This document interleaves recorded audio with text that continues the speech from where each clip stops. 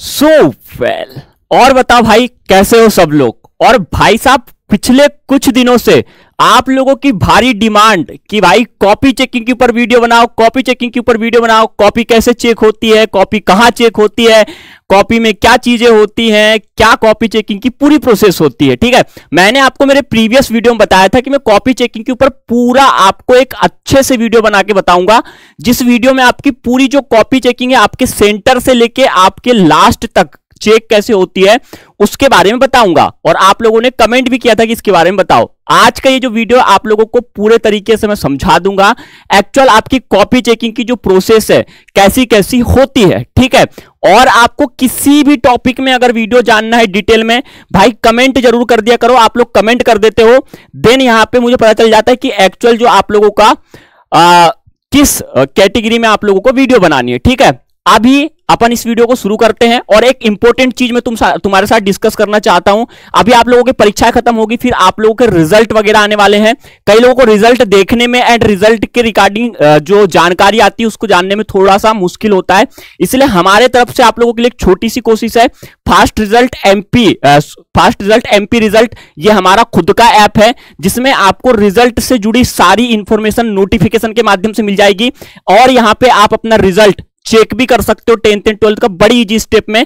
तो इसकी जो लिंक है आप डिस्क्रिप्शन में रखी हुई है, वहां से जाके आप लोग डाउनलोड कर सकते हो। ये हमारा खुद का ऐप है जो आपको बहुत हेल्प करेगा इन दिनों से गुजरने के वक्त में। ठीक है, बात करें आप लोगों की कॉपी चेकिंग की प्रोसेस को लेकर, तो मैं तुम्हें एक चीज पहले क्लियर कर दूं।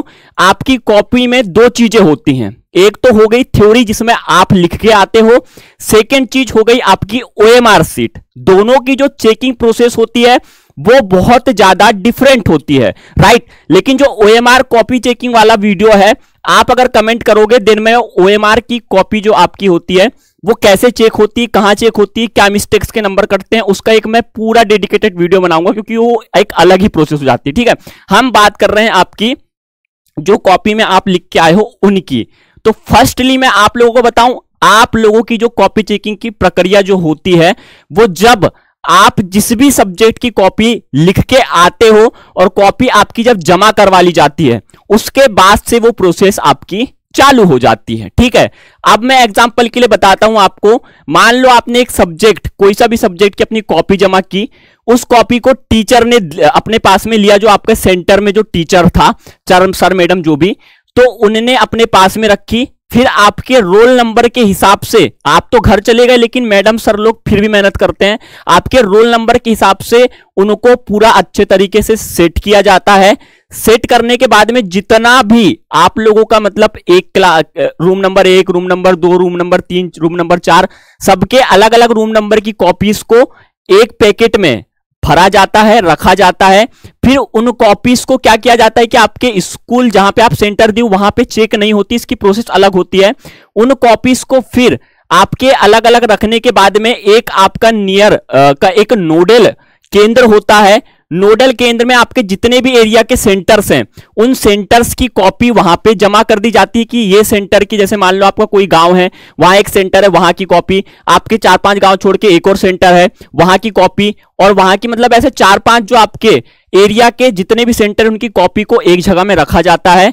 उसको नोडल केंद्र बोलते हैं। नोडल केंद्र के बाद में सभी सेंटर्स की कॉपी लेने के बाद में आपकी जो कॉपी है वो जाती है आपके जिले में। ठीक है, जिले में जब आपकी कॉपियां जाती हैं तो जिले में एक आपका सेंटर बनाया जाता है, जिन सेंटर में बाकी सब जगह की जो टीचर्स हैं वो आपकी कॉपी चेक के लिए आती हैं। जिले में जो आपका सेंटर है वहां पे आपकी कॉपी चेकिंग में अलग अलग तरीके की जो टीचर होती हैं, जो टीचर्स अपने सब्जेक्ट की बेस्ड हैं, उन्हीं टीचर को वो आपकी कॉपी चेक करने के लिए दिया जाता है। एक सेंटर में आपके कभी कभी 1200, 1300, 1400 ऐसे टीचर्स होते हैं जो आपकी कॉपी चेक करते हैं, और काफी अनुभवी लोगों को ही ये कॉपी चेक करने के लिए दिया जाता है।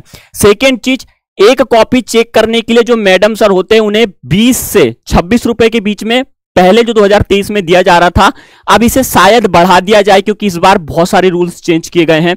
तो एक कॉपी चेक करने के लिए उन्हें 20 से 25 रुपए मिलते हैं। साथ में उनका जो टाइम लिमिट होता है कि उन्हें 5 से 7 मिनट के अंदर में एक कॉपी चेक करनी होती है, क्योंकि दिन भर में उन्हें लगभग 50 से 60 ऐसी कॉपियां हैं जो आपकी चेक करनी पड़ती है, क्योंकि आपके जो जिले में कितने सारे सेंटर्स होते हैं, कितने सारे वहां के बच्चे होते हैं, उनका इनको 1 महीने के अंदर कॉपी चेकिंग का टारगेट रखा जाता है, और इसमें भी बहुत चीजें देखी जाती है, मैं बता रहा हूं आपको। ठीक है, तो ये हो गई आपके टीचर्स कॉपी चेकिंग वाले।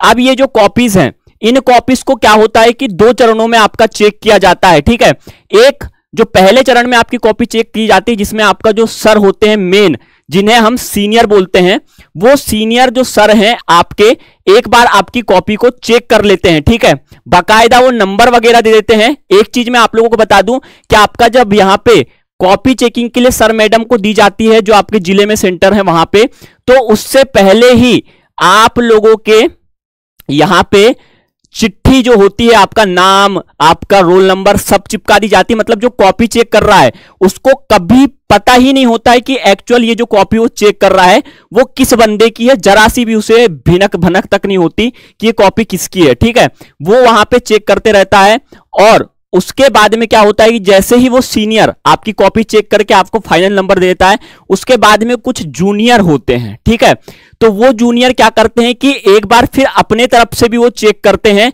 सेम कॉपी को। मतलब 2 बार कॉपी तो आपकी चेक ही होती है, मतलब वेरीफाई होती है कि ये सब एक्चुअल में है ठीक या नहीं है। ठीक है, कभी कभी केसेस में ऐसा भी हो जाता है कि जूनियर का पहले कॉपी चेक कर लेता है, फिर सीनियर फाइनल करके वहां पे आगे तक के जो होते हैं उनको दे देते हैं।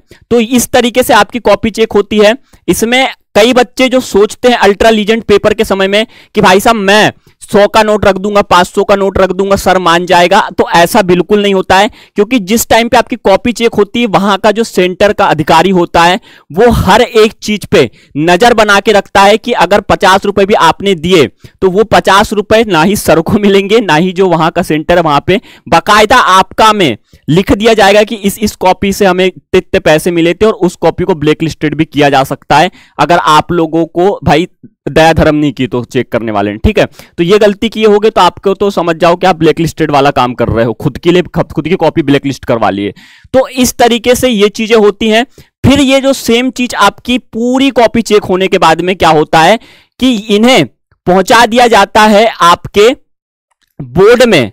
नंबर्स जो होते हैं उन्हें ऑनलाइन भेजा जाता है उसको चेक करने के बाद में, और वो ऑनलाइन नंबर फिर आपके फीड किए जाते हैं कंप्यूटर में, और उस कंप्यूटर के बाद में फिर आपका रिजल्ट फाइनल होता है। इसमें एक और चीज होती है, वो होती है कि आप लोगों की जो बच्चों के 90 से ज्यादा मार्क्स आए हैं उनकी कॉपी को डबल बार चेक किया जाता है कि इसमें कोई मिस्टेक तो नहीं हो गई, या फिर इसमें मार्क्स देने में कुछ ऊपर नीचे तो नहीं हो गया।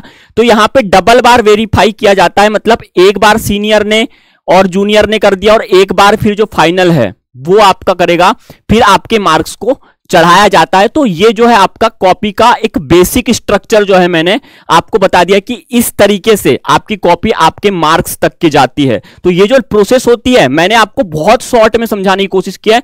अगर इसकी डिटेल में आप जाओगे ना, बहुत ऐसे पॉइंट है जिसमें मैं पूरा 1 घंटे का लेक्चर दे सकता हूं, पर मैं उतना बड़ा नहीं करूंगा। आपको शॉर्ट में जो मेन मुद्दे थे वही समझाने की कोशिश की थी। ठीक है, तो ये आपका शुरू से लेके आपके रिजल्ट बनने तक की ये प्रोसेस होती है। इस प्रोसेस के अंदर में मेन चीजें क्या होती है बताऊं मैं, कि आप लोगों ने कॉपी कैसे लिखी है। अब जो कॉपी लिख रहा है उसमें उस बंदे ने आपका क्या देख के नंबर काटता है, क्या देख के आपको नंबर देता है, ग्रेस मार्क भी की भी होती है, स्टेप मार्किंग कैसी होती है। तो ये जो प्रोसेस होती है तो एकदम डिफरेंट प्रोसेस है। ठीक है, ये मैंने जो बताया आपको सिर्फ ढांचा है यहां से लेके यहां तक ले जाने का, और जो मेन होता है, मेन में आपका जो होता है वो आपकी कॉपी में कैसे कैसे मार्क्स कट रहे हैं, कहां मार्क्स कट रहे हैं, क्यों मार्क्स कटते हैं, क्या कॉपी में देख के आपको मार्क्स ज्यादा मिलते हैं, क्या आप फेल होने वाले हो, 4-5 मार्क देते हैं। ये अलग प्रोसेस है। मैं आपको पूरा वो जो प्रोसेस वाला वीडियो आप कमेंट करना, मैं वो वाला आपको बताऊंगा, क्योंकि आपको मैंने आज जो बनाई ये पार्ट 1 है जिसमें आपका रिजल्ट तक की प्रोसेस है। अब इसका डीप हम पार्ट 2 में बनाएंगे। उस पार्ट 2 को देखने के लिए चैनल पर सब्सक्राइब कर लेना, एमपी बोर्ड से जुड़ी हर एक खबर पाने के लिए। साथ में आप लोग कमेंट कर देना कि आपको पार्ट 2 चाहिए नहीं चाहिए, और ओएमआर वाला भी आपको अगर चाहिए तो आप उसके लिए भी हमें कमेंट कर सकते हो। ठीक है, अब अगर आप जैसे अभी आपका 12th हो चुका है, ट्वेल्थ के बाद में, अब मैं आप लोगों को तो पता होगा, बहुत बार मैंने इस चीज का जिक्र किया है कि आपका ड्रीम है ट्वेल्थ के बाद में कोई अच्छी सी यूनिवर्सिटीज में पढ़ने का, लाइक एलपीयू यूनिवर्सिटी, आपका चंडीगढ़ यूनिवर्सिटी हो गया, अमृता यूनिवर्सिटी हो गया, या यूपीईएस यूनिवर्सिटी, ऐसी जो बड़ी बड़ी इंडिया की one of the best university जिनका कॉलेज रैंकिंग में काफी हाई रैंक है, वैसी यूनिवर्सिटी में आप पढ़ने का ड्रीम है, कुछ वजह से आप उस ड्रीम को पूरा नहीं कर पा रहे हो, हमारे तरफ से एक छोटी सी कोशिश है, अगर आप इनमें से किसी भी यूनिवर्सिटी में जाके अपना एडमिशन लेना चाहते हैं तो हमारी जो लिंक दी गई है वहां से जाके लेते हो, देन आपको जो है यहाँ पे 100% स्कॉलरशिप मिलेगी, जिससे आपको बहुत आसानी हो जाएगी अपने इन यूनिवर्सिटीज में एडमिशंस लेने के लिए। तो डिस्क्रिप्शन में लिंक है, जाके चेक करो और कमेंट कर देना कि आपको वो जो ढांचा हमने बताया उसके अंदर का डीप रिसर्च वाला वीडियो चाहिए या नहीं चाहिए। फिलहाल के लिए सिर्फ इतना था, मिलते हैं अपने नेक्स्ट वीडियो में, तब तक के लिए बाय बाय।